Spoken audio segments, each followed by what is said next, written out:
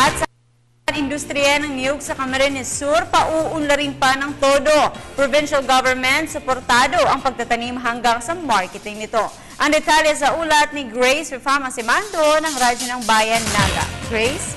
Agad-agad, 14 pesos bawat puno ang ibibigay na insentibo ng Philippine Coconut Authority upang mahikayat ang mga magniniyog na magtanim at oras na napalaki at nabuhay ang niyog. Another 16 pesos na cash incentive sa bawat puno ng niyog ang dagdag na ibibigay ng PCA at Provincial Government of Camarines Sur.